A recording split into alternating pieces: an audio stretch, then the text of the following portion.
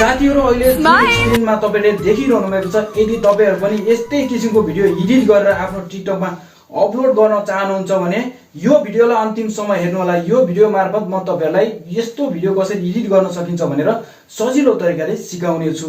अहिलेसम्म तपाईहरु हाम्रो च्यानल नयाँ हुनुहुन्छ, च्यानललाई सब्स्क्राइब गर्नुभएको छैन भने कृपया च्यानललाई सब्स्क्राइब गरिदिनु र नजिकै रहेको बेल आइकनलाई प्रेस गरेर अल नोटिफिकेसन अन गरिदिनु होला, ताकि आउँदा दिनहरुमा यस्तै किसिमको मैले ट्युटोरियल लिएर आउँछु भने सबैभन्दा पहिला तपाईकोमा पुग्ने छ। सर्वप्रथम क्यापकट एप्लिकेसनलाई ओपन गर्नु होला, न्यू प्रोजेक्टमा जानु होला, यो भिडियोलाई सिलेक्ट गरेर एड गर्नु होला। यो भिडियोको लिंक म डिस्क्रिप्सनमा राखिदिने छु, त्यहाँबाट तपाईले डाउनलोड गरेर प्रयोग गर्न सक्नुहुनेछ। अब तपाईले यो भिडियोलाई बीचमा स्प्लिट गरेर यसको ड्युरेसनलाई मिलाउनु पर्ने हुन्छ। यहाँ क्रसर राखेर तपाईले स्प्लिट गरिदिनु होला। स्प्लिट गरिसकेपछि पहिलो पार्टको ड्युरेसन तपाईले 4.4 सेकेन्ड राख्नु होला। त्यसपछि बाँकी पार्टलाई सिलेक्ट गरेर डिलिट गरिदिनु होला। त्यसपछि तपाईहरुले यो प्लसको आइकनलाई क्लिक गरेर यहाँ एउटा फोटोलाई एड गर्नु होला। फोटोको साइजलाई तपाईहरुले घटाएर यसको ड्युरेसन चाहिँ 1.5 सेकेन्ड मात्रै बनाउनु होला। फोटोलाई तपाईहरुले सिलेक्ट गरेर जुम गरेर स्क्रिनमा फिट गर्नुपर्ने हुन्छ। त्यसपछि प्लसको आइकनलाई फेरि प्रेस गर्नु होला। प्रेस गरेर भिडियोमा गएर अघिको भिडियोलाई तपाईले एड गर्नु होला। भिडियोको अन्तिम पार्टमा आउनु होला।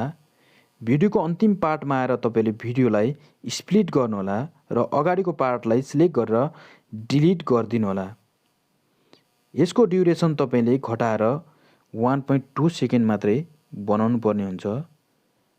यति गरिसकेपछि तपाईले यो भिडियोको साउन्डलाई घटाइदिनु होला र टिक गरिदिनु होला र सुरुको भिडियोको साउन्डलाई पनि घटाइदिनु होला र टिक गरिदिनु होला। अब तपाईले यो फोटोमा एउटा इफेक्ट लगाउनु पर्ने हुन्छ। फोटोको स्टार्टिङ पोइन्टमा आउनु होला। यो इफेक्टको अप्सन देख्न सक्नुहुन्छ, यहाँ जानु होला। यहाँ गएर भिडियो इफेक्टमा जानु होला।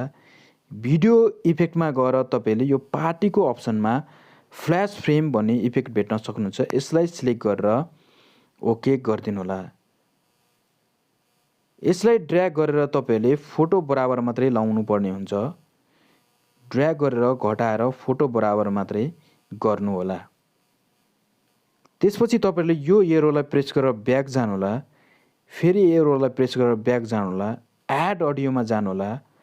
एक्सट्र्याक्टमा जानु होला र अघिको भिडियोलाई सिलेक्ट गरेर इम्पोर्ट साउन्ड अन्लीलाई ओके गरिदिनु होला। अहिले हाम्रो भिडियोमा साउन्ड पनि एड भइसकेको छ, तपाईहरुले यहाँ देख्न सक्नुहुनेछ।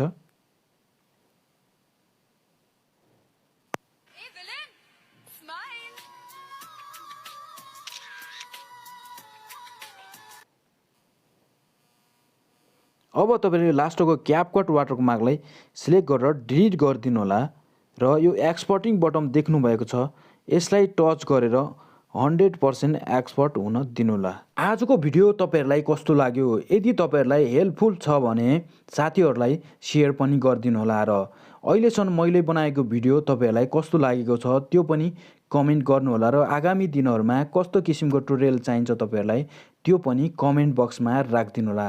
त्यसपछि तपाईहरु अहिलेसम्म हाम्रो च्यानललाई सब्स्क्राइब गर्नुभएको छैन भने सब्स्क्राइब गरेर नजिकै रहेको बेल आइकनलाई प्रेस गरेर अल नोटिफिकेसन अन गरिदिनु होला। त्यसपछि यो डन अप्सन छ, तपाईले यहाँ गएर टिक गरिदिनु होला। तपाईको भिडियो ग्यालरीमा गएर सेभ हुन्छ।